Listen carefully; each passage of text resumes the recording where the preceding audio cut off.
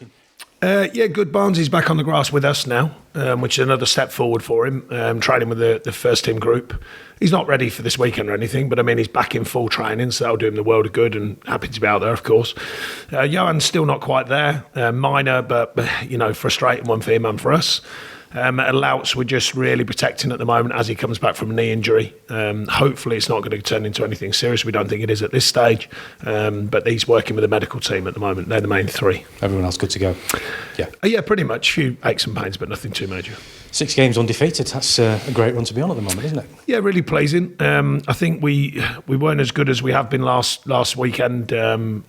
Not so much defensively. I thought we were strong defensively, but we weren't as creative as we've been in the previous games. So that's a reminder, of the level we've got to keep getting to take care of ourselves. But overall, a very strong run and mostly very strong performances. 11 clean sheets as well now in the Premier League. I think only Liverpool have managed more. We've just been speaking to James Tarkowski, who's been telling us that he thinks it's helpful. It's been a real help to have that solid back three of himself, Ben Mee and Popey. How much do you think that his success is down to that familiarity that those three have got? Maybe? Well, I think it helps. I think when a unit plays together, when a team plays together, often I think the slowdown in rotation has been seen the last season or two generally. I don't know the facts on that, but it certainly looks it to me. But from our point of view, then I think when you keep units together, I think it helps. Generally speaking, we've kept it together. Louts has been in and out and Bardo between them. Eric Peters started the season, Charlie coming in, but the two centre-halves have played a lot, and with Popey, of course. So I think it does help. I don't think it's everything. I think we've still got players who, as I mentioned, the fullbacks have changed, done a very good job. But I think it does help if you can keep a unit together, particularly a defending unit. So with that in mind, and with the run that you're on, how important do you think momentum is going to be now between now and the end of the season for the last 10 Premier League? Well, we'll see. I mean, it does help, obviously. But equally, we've shown we had a tough run and come out of that with a real strong run, so that can happen as well. But it does help. I think, winning and performing brings the feel-good factor, and when you've got that, you see a spike in energy as well. So I think they are linked. But I think it's being resilient to whatever comes your way, and I think we've shown we can do that. As a collective, we've been mentally tough enough to deal with the challenges, the goods, the bads, the indifference of the Premier League. That's what it takes, because it is difficult. And another difficult task coming this weekend when Tottenham come to visit us. You could go above them if you get a win against Spurs. That 40-point target is so close. Is that the one that you always look for first, and then anything else above that is a bonus? I think a lot of teams in the division look for that as being the first mark, and the quicker you can get to there, then in theory you open your mind up to the possibilities. What comes next, and I think I think a few years ago it was looked at as being maybe a bit negative, but I think it's just reality. There's a number of clubs. It's not just us. I think. Clubs that are new to the division, ones that haven't got the sort of amazing spending power of some, you have to look and go, all right, what's the first achievement level? Then the first achievement level is the ongoing, the whys and wherefores and the ups and downs, the trials and tribulations that everyone wants of being in the Premier League. And that's what we want. We want to continue in the Premier League. So I think that's the first marker. Usually 40 points suggests that's going to happen. Obviously, it's not guaranteed at 40, but generally speaking, it's actually factually less than that, generally speaking. But I think once you hit there, then the theory is if you can hit that as quick as possible, the shoulders come back, you open your mind and go, right, where can this take us? What levels can we hit to get more and more points on the board? And we've done it, obviously, a couple of seasons ago. The next one's the most important one. Our mind stay focused on the Tottenham game because it is an important game, and then we'll take it from there. Do you ever look back at the result earlier in the season at Spurs and get a bit of a shiver down your neck? No. That can happen in the Premier League. You catch teams, that sort of, especially the real top end of the market, the talent they've got, the way that they can operate. If you catch them on their right day and you have a soft day, then you get hurt. That's just simple in the Premier League. That happens to all teams, not just us. You even saw that with the superpower team that Liverpool are. One out the blue, it can happen. So I think if it can happen to them, it can happen to us, So I think we learn from all these different situations over a season. But that was a long time ago, and we're in probably a different shape now. I think mentally, physically, tactically, technically, I think we've had a shift from then to now. So we've got to go and deliver, of course. How much different, therefore, a proposition are Spurs now, given the fact that they've got no Kane or Son? Yeah, I mean, look, they're big players and very important players, both in your mind's eye, but also stats and facts, suggest they're important players. I think there's often noise around these games and these teams, but they're still a good team. Look at the outfit they've got. You look at the players they've got. They can still be productive. They're on a sticky patch. That can happen. A bit of strange goings on the other night off the pitch, which can happen as well. I'm sure it's not ideal, but it happens. And then they're coming up to Turf Moor. So it's about us really, or we want to make the game better. So now we take the game on. We're probably different to them. We're in good shape mentally, good shape physically, ready to go, prepped and ready. And certainly with the mental side of it, a home game, against even a good side like them, if they're having an up and down spell, we certainly want to take on the challenges. We always do. So I don't think our approach will change. I think they'll have to decide what they're going to do, quite obviously. But our approach will be the same, to take on the challenge that is right in front of us.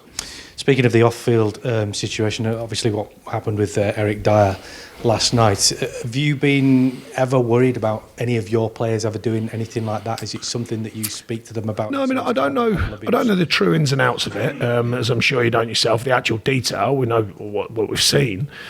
I think, it's tough. You manage a group of people, but they are people, everyone has a moment where enough is enough. Now, I don't know the details, but if you think about it just logically, for a player to feel the need or the urge to do that, then it must have been something serious. That's all I could say. What was said or around about said, that's all I can put together at the moment, what was said.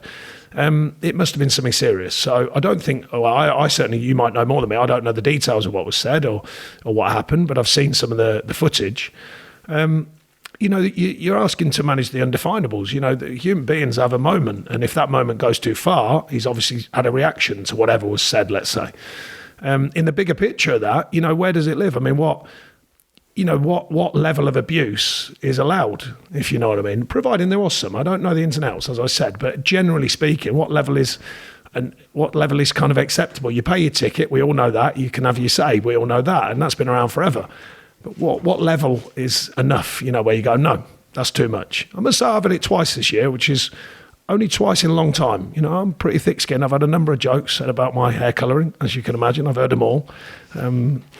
Amazingly, people still shout things they think I haven't heard, which always amuses me. But I've had twice this season when I thought it was too much. And I've said to the person, not in using any expletives, just said that's enough now. When it's got too far. There's children in the stands as well, We have to try and watch our language and stuff as well.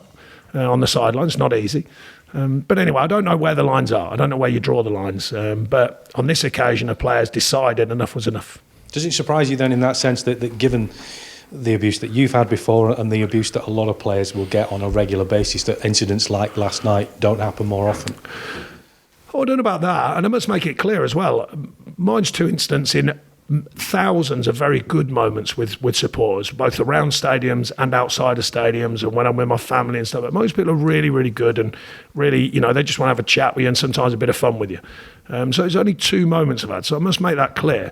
The idea of trying to control it, I don't know, because, where does some of the social media stuff that we hear, amazing tool that it is in many positive ways, but there is some bad stuff out there. When does that go into then the actual moment of truth? When it's someone in a stadium saying that, not just on a phone or on a tweet or whatever. So I don't know how you govern it. I don't know how you manage it. But it's on this occasion, maybe it's highlighted where a moment goes too far. But until we know, I certainly don't know the exact what was said or what was gesticulated or whatever happened.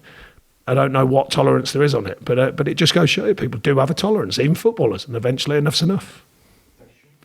Sean, just on a quick one on the injuries. Is Johan's injury, what exactly is it? Is it a calf? No, calf, yeah, just a minor calf. He's had a number of niggles, hamstrings, calves, and it's just another one, unfortunately.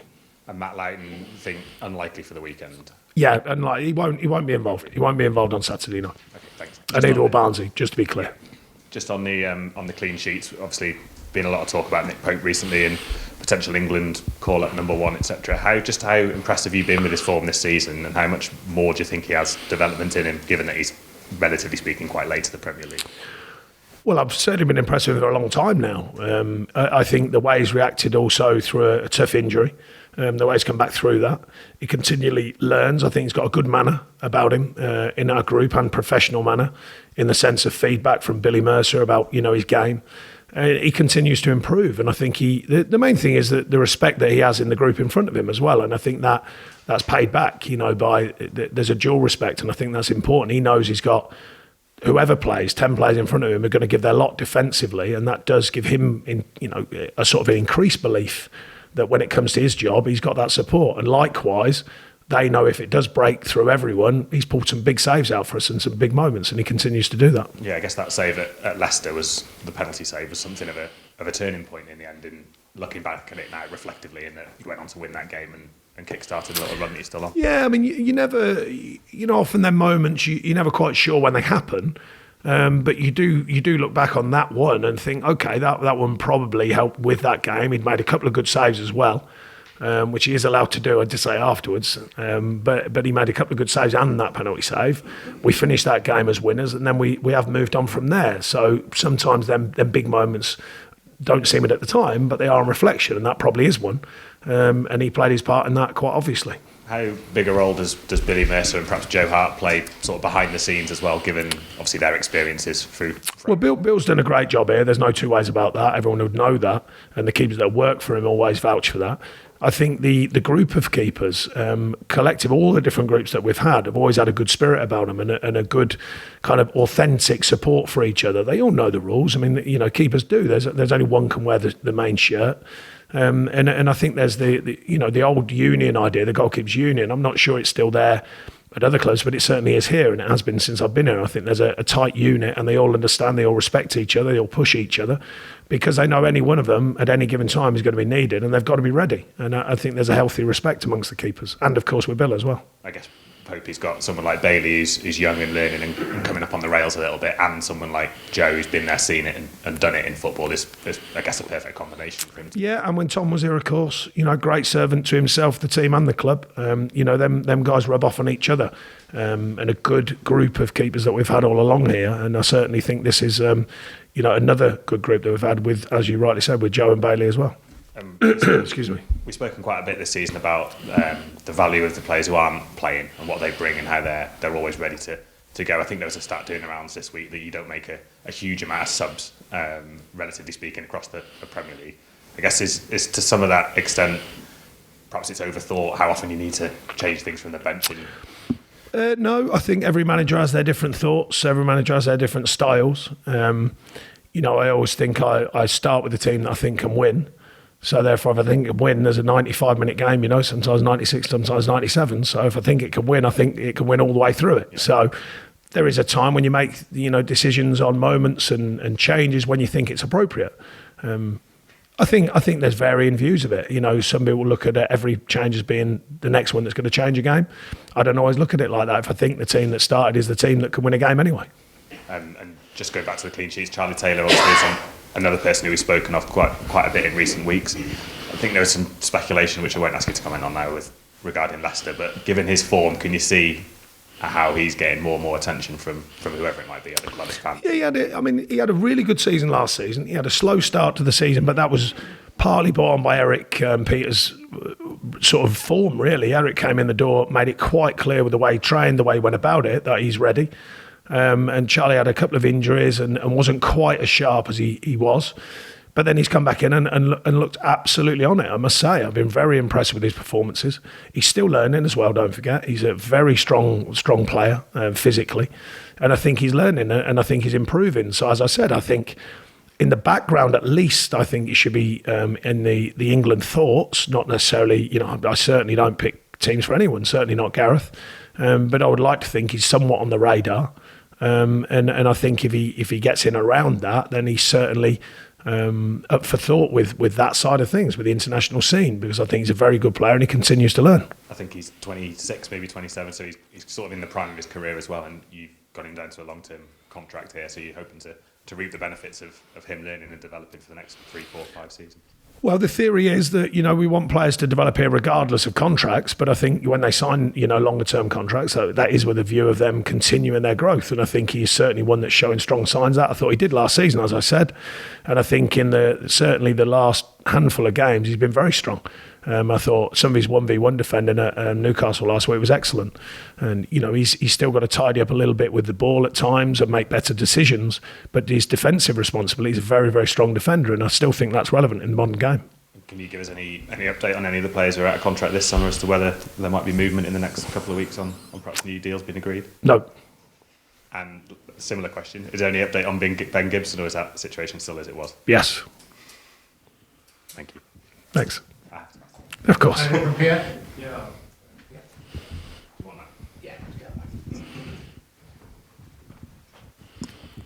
Hi, Sean. Just on those two instances you said earlier, were those inside the stadium or outside? Or The instance of what, sorry? Like just saying to the fans, enough now. Oh no, just a couple of people shouted stuff inside the games, which I'm well aware of how fraught it gets inside of stadiums and the emotion. So it wasn't a big drama. There was no anything other than me just saying, "Come on, that's enough." So it's no big drama. And like I say, most people are very, very kind, and usually it's a bit of fun more than anything with myself. So I quite enjoy that. So I'm not going to ever question that. But it was just new to me to have twice this season when I've had to actually say, right, okay, that's enough. There is a line.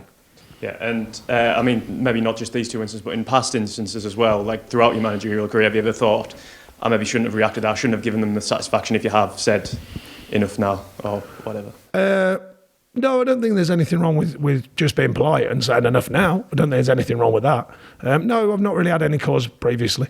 Like I say, fans inside the stadium and outside have been very good to me. And they continue to be. It was just two moments in a season, which I don't think is overly amounts either. I can put up with that, but it was just worth mentioning it because it's two in one season when I'd had none in any season. So that's probably the difference. Cool. And just looking ahead to this game with Harry and Son missing out and Tottenham in a bit of a sticky patch, like you said, and you on a beaten run, does this bridge the gap between the two teams? Is this a good time to take them on this weekend? Well, I think it can always look like that, but when the whistle blows, you sometimes remember how good some of these players are. So we're certainly not taking it for granted that they're on a sticky patch. That means that we take care of business. We're certainly not doing that. We know we'll have to give everything. We had a very good result against them at Turf Moor last season. We'll certainly have to replicate that level of performance to go and get what we want. And if you don't, then you don't get it. Simple as that, because they're still a good unit. Thank you. Thank you. Okay. Cameras up then, please.